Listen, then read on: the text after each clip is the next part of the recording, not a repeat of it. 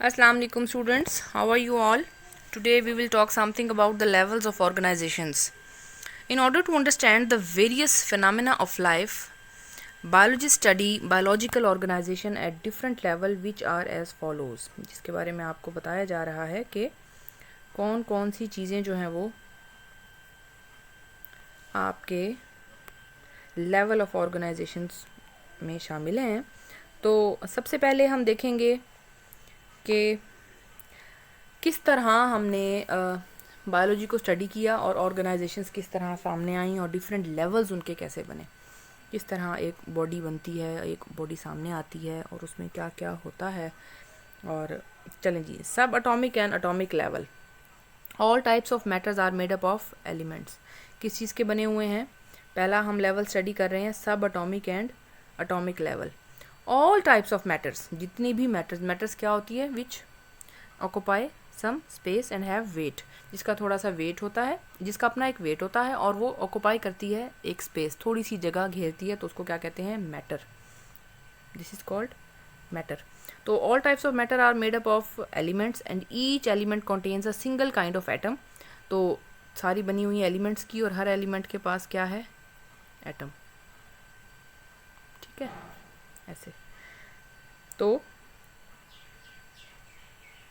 the atom are actually made up of many subatomic particles, और छोटे छोटे सबअटॉमिक उससे बनकर एक एटम सामने आता है। The most stable subatomic particle are electron, proton and neutron. तो वो जो छोटे छोटे ज़रे हैं जिनसे वो एक एटम सामने आया है, सबअटॉमिक सेटअप, वो क्या है? Electron, proton and neutron. ठीक हो गया, ये electron, proton and neutron. Out of the 92 kinds of elements that occur in nature, हमारी नेचर में कितने हैं जी?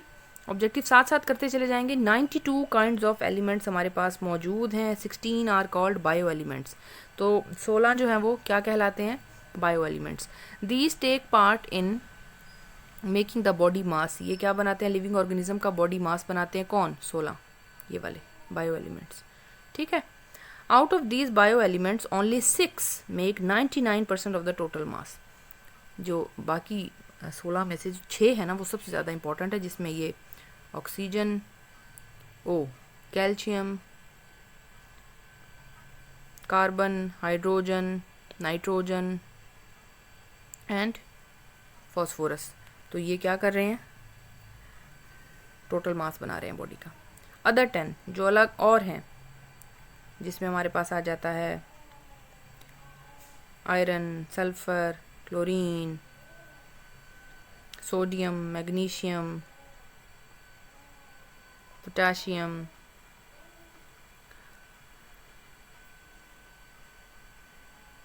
Manganese, zinc, iodine, collectively make 0.1% of the total mass. ये जितना ये है, तो ये क्या होता है? टोटल मास 1% टोटल मास इनसे बनता है। अच्छा जी, नेक्स्ट देख लेते हैं।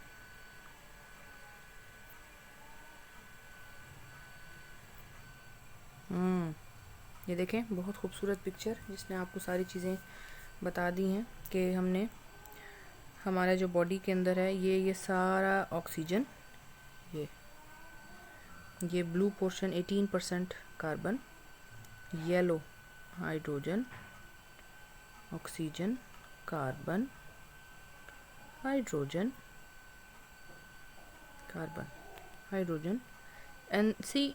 और जो ऊपर लेवल्स आते जा रहे हैं उसमें वो आपको कलर्स के हिसाब से बता रहे हैं कि this nitrogen 3%, calcium 2%, phosphorus 1% and others 1%। तो ये है जी केमिकल कंपोजिशन ऑफ बॉडी, जिसमें आपको सारी चीज़ें उसने क्लियर कर दी हैं। ये आप ऑब्जेक्टिव में आराम से आपके आ सकता है कि percentage composition by mass of bio elements in the protoplasm of living organism. तो ये बायो एलिमेंट्स का उसने आपको टोटल मास बताया है, जिसमें ओवरऑल सेटिंग उसने बताई है कि कौन कितनी परसेंटेज रखता है एक प्रॉपर मास बनाने के लिए। तो the molecule is the smallest part of the compound that retains the properties of that compound. जो सबसे छोटा हिस्सा है वो क्या है? मॉलिक्यूल। तो यहाँ पर मॉलिक्यूल को देख लेंगे। द मॉलिक्यूलर लेवल, देखिए मैं अभी एटॉमिक लेवल आपको पढ़ा कर आ रही हूँ, हमने स्टडी किया एटॉमिक सब एटॉमिक लेवल, सबसे छोटा ज़र्रा एटॉमिक, ठीक है, एटम। और वो भी फिर बना भी कहाँ से था, वो सब एटॉमिक चीज़ें थी जो सब एटॉमिक में और छोटे ज़र्रे न्यूट्रॉन, प्रोटॉन और इलेक्ट्रॉन्स थे। यहाँ अब बात हो रही है मॉलिक्यूलर लेवल की। मीन जब छोटे छोटे इलेक्ट्रॉन, प्रोटॉन, न्यूट्रॉन मिलकर एक सब एटॉमिक लेवल और फिर सामने और एलिमेंट और एक बड़ा ज़रा एटम सामने ले आते हैं ना, तो वो एटम को आगे जोड़कर वो कह रहा है कि जब एटम्स आपस में जो है वो जुड़ेंगे तो वो क्या बना देते हैं, ऑर्गेनाइज होकर क्या बना देते हैं, मॉलिक्यूलर लेवल की तरफ आ जाते हैं, जिसमें हम देखें in organism bio element using do not occur in isolated form rather they combine through ionic और covalent bonding. The stable particle formed by such bonding is called as molecule और biomolecules। देखें ये छोटी छोटी चीज़ें हैं जो आपने क्लियर कर लेनी है कि कौन कौन सी चीज़ों से मिलकर क्या बन रहा है। तो ऑर्गेनिज्म जो भी बायो एलिमेंट्स जो पीछे आपको बताए हैं वो सामने आते हैं, तो उसमें वो कहता है कि कंबाइन थ्रू, जब वो कंबाइन होते हैं तो वो क्या चीज़ सामने ला रहे हैं, अपनी बॉन्डिंग के थ्रू कंबाइन होने के बाद मॉलिक्यूल और बायोमोलिक्यूल्स को सामने ला रहे हैं। अच्छा जी, नेक्स्ट देख लेते हैं। उसके बाद है an organism is formed by enormous number of biomolecules of hundreds of different types. बहुत सारी टाइप्स से बनकर एक जो है वो एनॉर्मस, बहुत ज़्यादा नंबर ऑफ बायोमोलिक्यूल्स मिलकर 100 किस्म के एक ऑर्गेनिज्म बनाते हैं। Building material are themselves constructed in great variety and complexity due to specific bonding arrangements. वो जो है वो जिस तरह उनके दरमियान जो बॉन्डिंग होती है, जो कोवलेंट बॉन्डिंग और आयनिक बॉन्डिंग होती है, देखें सब जो है वो जब आइसोलेटेड होते हैं, अलग अलग होते हैं, उसके बाद वो कंबाइन होते हैं, फिर वो चीज़ें सामने आती हैं। तो वो कहता है कि उसमें बायोमोलिक्यूल्स आर क्लासिफाइड एज छोटे माइक्रोमोलिक्यूल्स एंड मैक्रोमोलिक्यूल्स, छोटे मॉलिक्यूल्स भी और बड़े मॉलिक्यूल्स भी। तो माइक्रो मीन छोटे मॉलिक्यूल सामने आते हैं विद लो मॉलिक्यूलर वेट, जिनका कम मॉलिक्यूलर वेट होता है। देखें हम जब देखते हैं ना कि भाई क्या जो atoms combine to form molecule, तो वो एटम्स कहाँ कहाँ बॉन्डिंग करके अपनी चीज़ों से जुड़कर सामने आए। तो वो जब सामने आए ना, तो उन्होंने मॉलिक्यूल्स ने अपने आप को और आगे लेकर जाने के लिए माइक्रो मॉलिक्यूल्स भी बने और मैक्रो मॉलिक्यूल्स भी बने। मैक्रो मीन बड़े और माइक्रो मीन छोटे। जैसे माइक्रो ऑर्गेनिज्म होता है, माइक्रोस्कोप होता है, मीन छोटी चीज़ों को देखने वाला, छोटे जानवर। तो यहाँ माइक्रो मॉलिक्यूल मीन छोटे मॉलिक्यूल्स। तो विद लो वेट, जिनका कम वेट है, जैसे ग्लूकोज हो गया, वाटर हो गया, ठीक है। और मैक्रो मॉलिक्यूल्स में ऑब्जेक्टिव के तौर पे आ रहा है विद हाई मॉलिक्यूलर वेट, ज़्यादा मॉलिक्यूलर वेट है जिनका। तो उसमें स्टार्च, प्रोटीन एंड लिपिड की बात हो रही है, ठीक है। तो ये मॉलिक्यूलर लेवल में मॉलिक्यूल्स की बात आपको बता रहे हैं कि स्टार्च के मॉलिक्यूल्स, प्रोटीन के और लिपिड के मैक्रो मॉलिक्यूल्स हैं, बड़े मॉलिक्यूल्स हैं, और माइक्रो छोटे मॉलिक्यूल्स ग्लूकोज के और पानी के। ठीक हो गया। नेक्स्ट देख लेते हैं अब हमारे पास। अच्छा जी, organelles and cell level. Organisation जो है वो उसमें हमारे पास तीसरा क्या आ गया, organelle and cell level. Biomolecules assemble in a particular way and form organelles. तो ये जो बायोमोलिक्यूल्स अभी पीछे आपने पढ़े हैं, ठीक है, atoms combine to form molecules, and molecules से आगे जो है वो बता रहा है कि वो असेंबल करके मीन मिलकर जुड़कर ऑर्गेनेलीज बना देते हैं। ठीक है, तो ऑर्गेनेलीज क्या है? The organelles are actually subcellular structures which assembles together unit of life, cells are formed. वो कहता है कि जब एटम बने, atom combine to form molecule, और मॉलिक्यूल क्या करता है, वो ऑर्गेनेलीज को जो है ना वो सामने लेकर आ रहा है। बायोमोलिक्यूल्स जो हैं हमारे, और ऑर्गेनेलीज एक्चुअली क्या हैं, वो मिलकर क्या करेंगी, एक सेल का स्ट्रक्चर बना देंगी, और वो यूनिट ऑफ लाइफ होगा सेल ऑब्वियसली, और सेल इस तरह सामने आ जाएगा। उन्हीं छोटे छोटे ज़रों से, जो छोटी चीज़ें हैं उनसे एक स्ट्रक्चर सामने आ जाएगा। तो ये बॉडी में डिफरेंट ऑर्गेनेलीज होंगी। इनको हम सेकंड किसी लेसन में पूरी ऑर्गेनेलीज में आपको बताऊंगी कि कितनी ऑर्गेनेलीज हैं बॉडी में, क्या क्या नाम है उनके, वो क्या काम करती हैं हमारी बॉडी में। वो कहता है यही ऑर्गेनेलीज क्या कर रही हैं, सेलुलर स्ट्रक्चर्स बना रही हैं, और फिर इसी तरह जो है वो असेंबल होती हैं, और इसी तरह हमारा यूनिट ऑफ लाइफ सेल सामने आ जाता है। देखें, और वो सेल अपने पास ये ऑर्गेनेलीज रखता है। इन्हीं ऑर्गेनेलीज के ज़रिए तो आप सारे काम करते हैं कि मतलब अगर मैं ऐसे जो है ना यहाँ पर मिसाल दूँ मुख्तलिफ ऑर्गेनेलीज में, तो वो कहता है हमारे पास राइबोसोम्स हैं, माइटोकॉन्ड्रिया है, हमारे पास लाइजोसोम्स हैं, हमारे पास मुख्तलिफ किस्म की ऑर्गेनेलीज हैं जिससे हम काम करते हैं, और जो एनिमल्स में भी हैं, प्लांट्स में भी हैं, और इंसानों में भी हैं। तो ये डिफरेंट है कि किस में कौन सी है और कौन सी एब्सेंट है।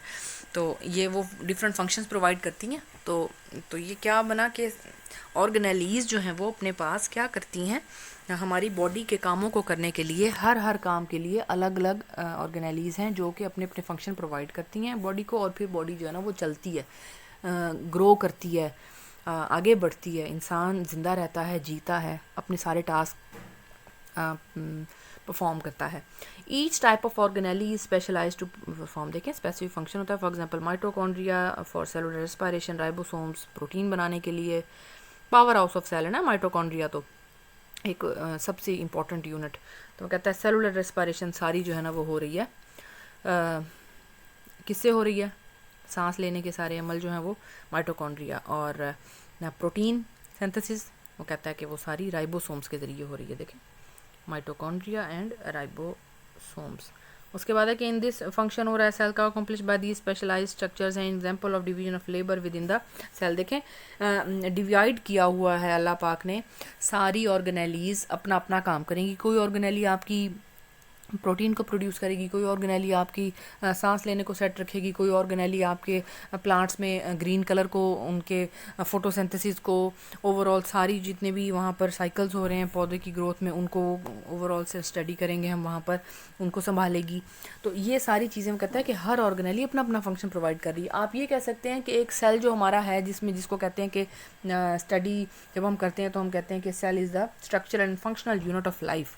तो ये डेफिनेशन है सेल की, ये सेल लेवल है ना, तो सेल को पहले हम देख रहे हैं ना, structural and functional unit of life. तो उसका स्ट्रक्चर और फंक्शन क्या है, तो ये स्ट्रक्चर यही ऑर्गेनेलीज तो है, और फंक्शन क्या है, तो यही काम तो करना है उसने कि लाइफ को चलाना है। तो किसके ज़रिए, जैसे आप समझ लें कि सेल्स ने सर्वेंट्स रखे हुए हैं ऑर्गेनेलीज़ की शक्ल में, और वो ऑर्गेनेलीज़ ओवरऑल आपको बता रही हैं कि किस तरह अब हम फंक्शन परफॉर्म करेंगे और इस तरह फिर बॉडी ग्रो करेगी।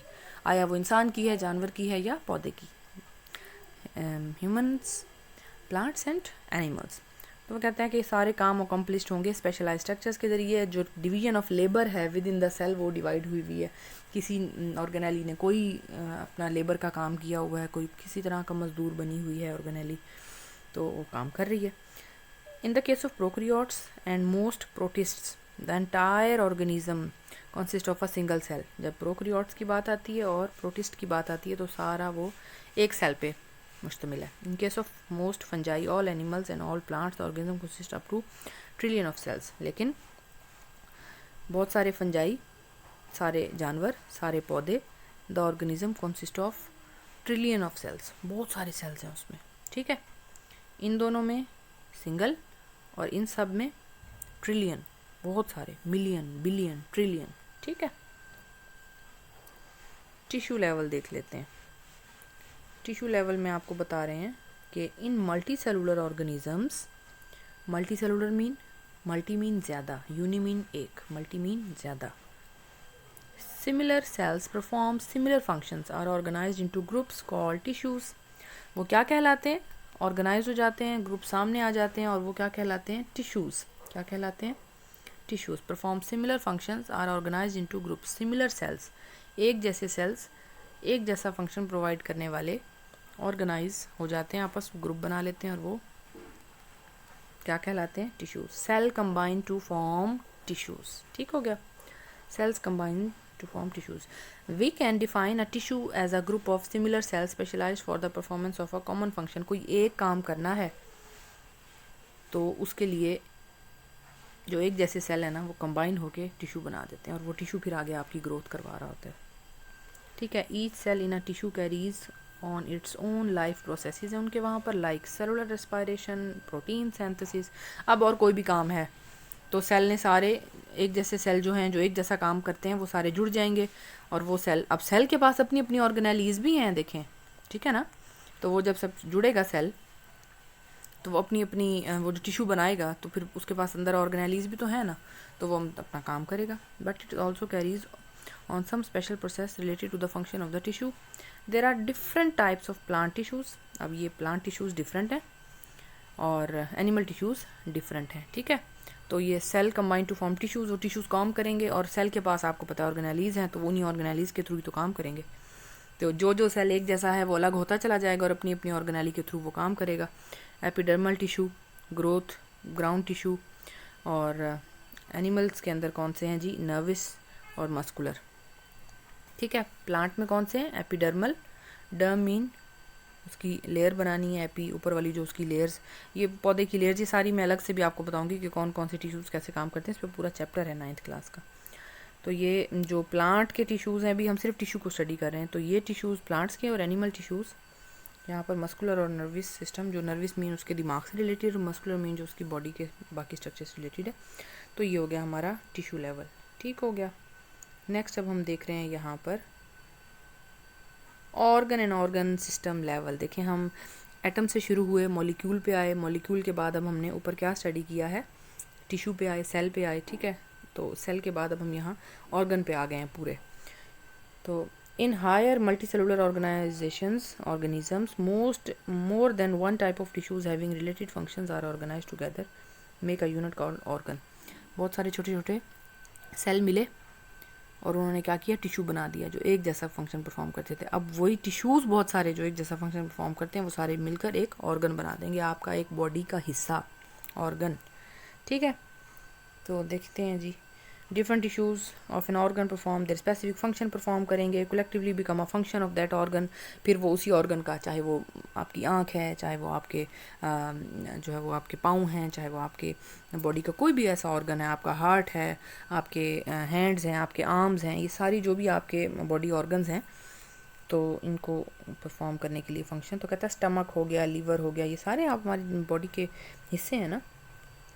तो स्पेशलाइज्ड फॉर डाइजेशन, तो वो जो टिश्यूज़ होंगे जो ये बनाएंगे, स्टमक को बनाएंगे, तो वो क्या काम करेंगे, डाइजेशन का, तोड़ फोड़ का काम करेंगे और प्रोटीन पैदा करेंगे और स्टोरिंग फूड को स्टोर करेंगे, डाइजेशन करेंगे प्रोटीन को तोड़ेंगे और उसके बाद फिर स्टोर करेंगे फूड को। 2 types, major types of tissues are present in its structure. अच्छा जी, ग्लैंडुलर टिश्यूज़ होंगे जो ये काम कर रहे हैं और सिक्रीट कर रहे हैं गैस्ट्रिक जूसेस। ठीक है, epithelial for the digestion of protein, तो प्रोटीन जो हमने खाई है वो हमारी उसकी डाइजेशन करने के लिए हमारे पास जो स्टमक है, तो स्टमक के पास और जो छोटी छोटी चीज़ें हैं, स्टमक एक ऑर्गन है बॉडी का। ठीक है, इसी ऑर्गन से मैं आपको समझा रही हूँ कि फॉर एग्जांपल अगर हमारे पास एक ऑर्गन है स्टमक, मैदा, तो जो हमारे बॉडी में मौजूद है मैदा हमारा, तो वो स्पेशलाइज्ड है हमारी डाइजेशन करने के लिए, जो हमने खाना खाया है, और फिर फूड को स्टोर करने के लिए। तो कहता है अगर हमारे पास 2 मेजर किस्म के टिश्यूज़ हैं इसी स्ट्रक्चर को जो बना रहे हैं और फिर वो गैस्ट्रिक जूसेस भी सिक्रीट कर रहे हैं और फिर ये टिश्यूज़ जो है वो अपना काम करना है ना, उन्होंने परफॉर्म करना है। तो परफॉर्मेंस तो मैदे की यही है ना, बॉडी ऑर्गन की, कि उसने खाने को तोड़ना है और फिर स्टोर करना है फूड को, तो उसको कोई हेल्प चाहिए ना, तो वो टिश्यूज़ ही होंगे, वो क्या करेंगे, ये उससे डाइजेशन का काम करने में हेल्प करेंगे, जिसमें एपिथेलियल ग्लैंडुलर टिश्यूज़ की बात हो रही है जो सिक्रीट कर रहे हैं गैस्ट्रिक जूस फॉर डाइजेशन। ठीक है, तो यहाँ उन्होंने एक एग्जांपल दे दिया है एपिथेलियल टिश्यूज़ की आपको। नेक्स्ट है जी मस्कुलर टिश्यूज़। ठीक है, मस्कुलर टिश्यूज़ क्या कर रहे हैं, muscular perform contraction of stomach walls for grinding of food and moving food to posterior and.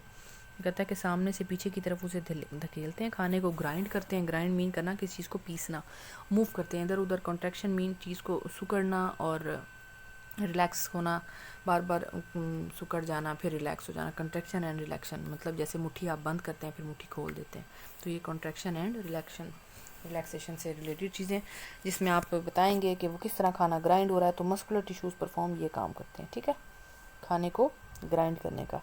Epithelial जो थे वो गैस्ट्रिक जूस प्रोड्यूस कर रहे थे, लेकिन मस्कुलर क्या कर रहे हैं, खाने को तोड़ रहे हैं। सो 2 tissues perform their specific function which collectively become the function of stomach, जो ओवरऑल फंक्शन का स्ट्रक्चर ऑफ स्टमक बन जाएगा। ऑर्गन और ऑर्गन लेवल सिस्टम में हमने स्टमक को स्टडी कर रहे हैं।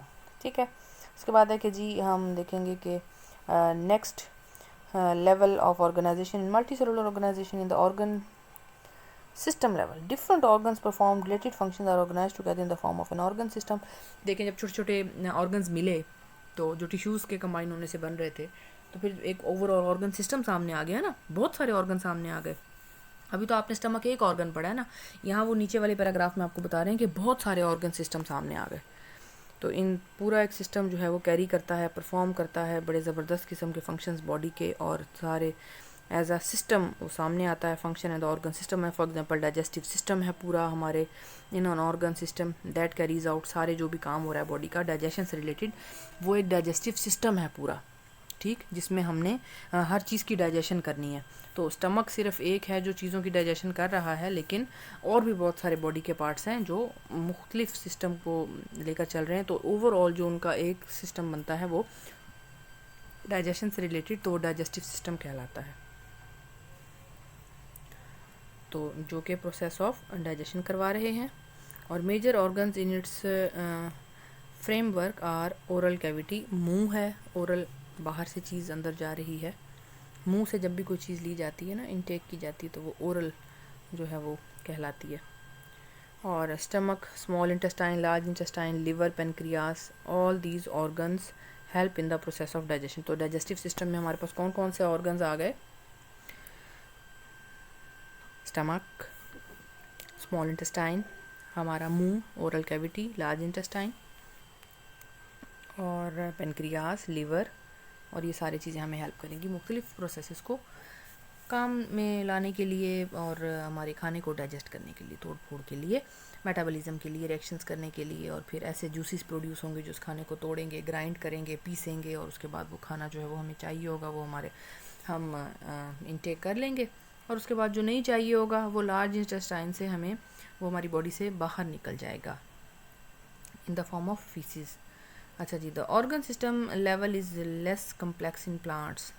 तो ऑब्वियसली इंसान में और जानवरों में तो ये बड़ा स्ट्रॉन्ग किस्म का सिस्टम है ना, लेकिन पौधों में क्या है जी, ज़रा लेस कम्प्लेक्स है, ज़्यादा मुश्किल नहीं है, जिसमें रूट्स के ज़रिए हमने उस चीज़ को लिया और मतलब पानी लिया या जो भी न्यूट्रिएंट्स हैं वो ज़मीन से पौधा लेता है। और due to the greater range of functions and activities in animals than in plants, वो कहता है कि वो बड़ा सिंपल सा है, और फिर जो उसे चाहिए तो वो उसने जो है ना वो ले लिया, और जो फिर नहीं चाहिए तो उसने विल्टिंग के थ्रू और या पौधे के पत्ते के थ्रू जो है वो बाहर निकाल दिया उसके ऊपर बाहर फ़िज़ा में।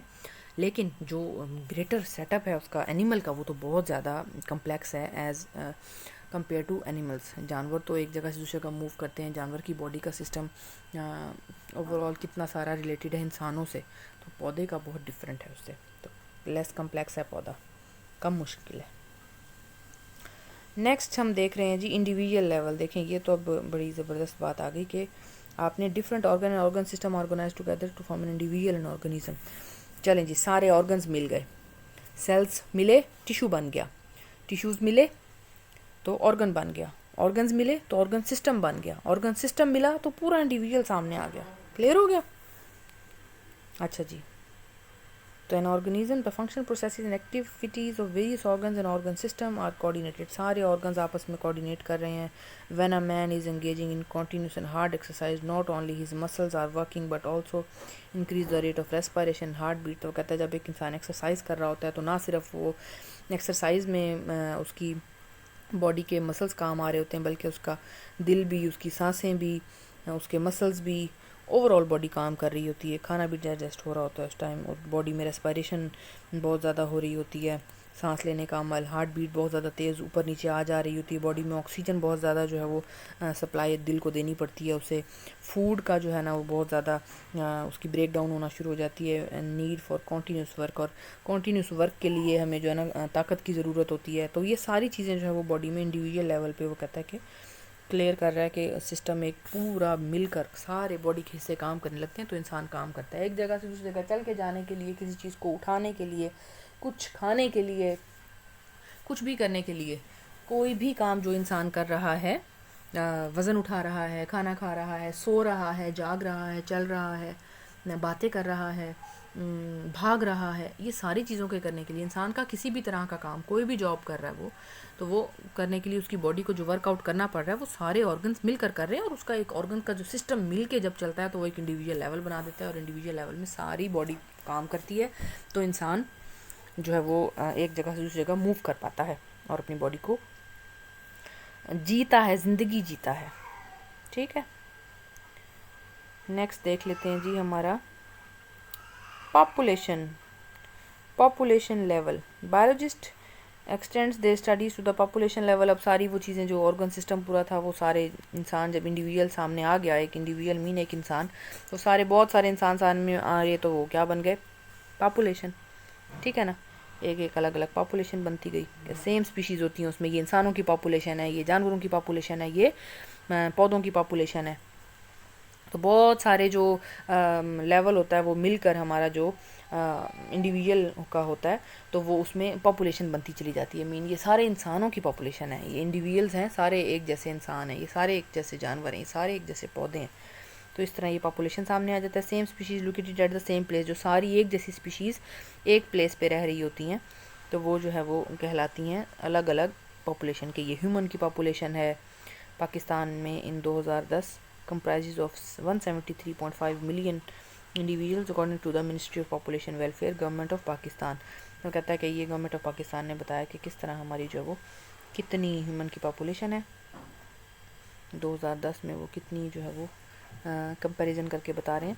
तो आपने यहाँ देख लिया कि हम जिसमें स्टडी कर रहे हैं पॉपुलेशन लेवल में कि इंट्रैक्शन जितना भी उनका आपस में है इंडिविजुअल्स का, सेम स्पीशीज़ का, living in the same habitat, एक ही हैबिटेट में एक जैसी चीज़ें जो रह रही हैं।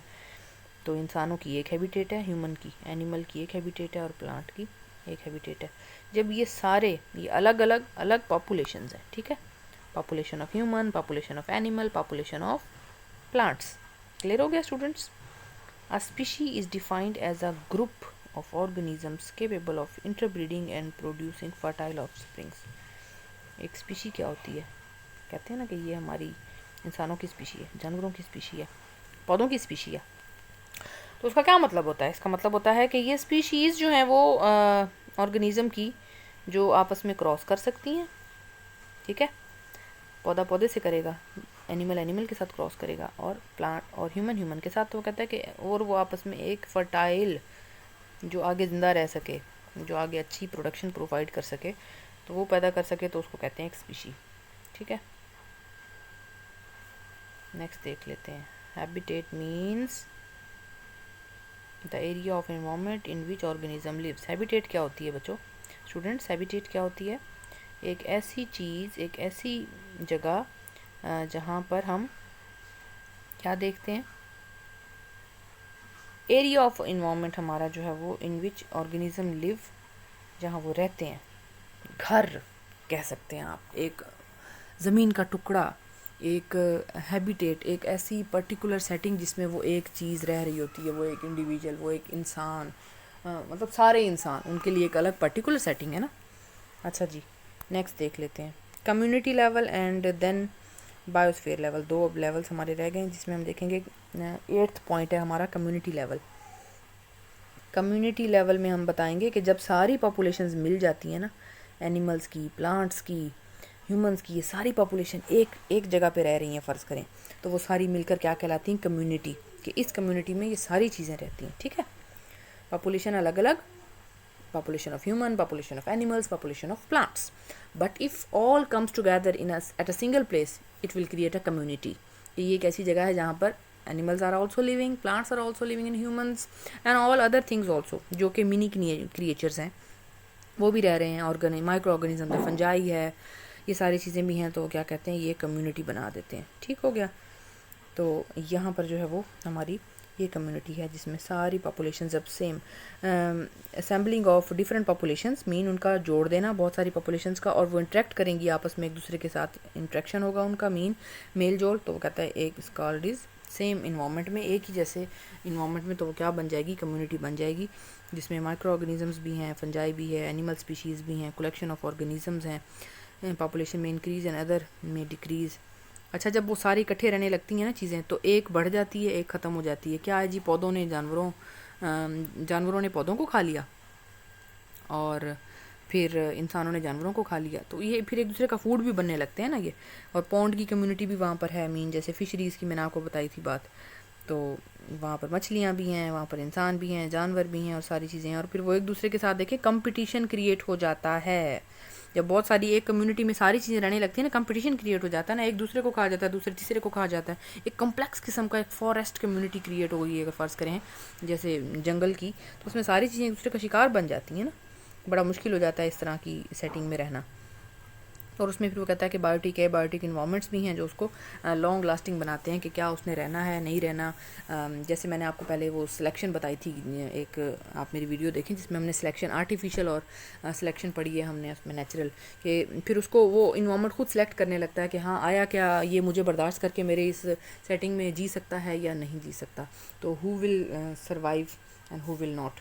तो जो बेस्ट फिट हो जाएगा वो सर्वाइव कर जाएगा, जो नहीं होगा तो वो उस कम्युनिटी से निकल जाएगा, मार दिया जाएगा। ठीक है, तो ड्रास्टिक इफेक्ट्स आते हैं, लॉन्ग लास्टिंग इफेक्ट्स जो है वो प्रोड्यूस होते हैं, उसमें आपके ऊपर असरअंदाज होते हैं बायोटिक और एबायोटिक फैक्टर्स के वेदर कैसा है, हवा कैसी है, विंड कितनी है, टेम्परेचर कैसा है, ये सारी चीज़ें आ जाती हैं। और उसके बाद फिर आपकी ज़मीन कैसी है, कौन कौन सा सेटअप है, सॉइल कैसी है, ये सारा भी रहना जो है वहाँ। अब है जी बायोस्फीयर लेवल।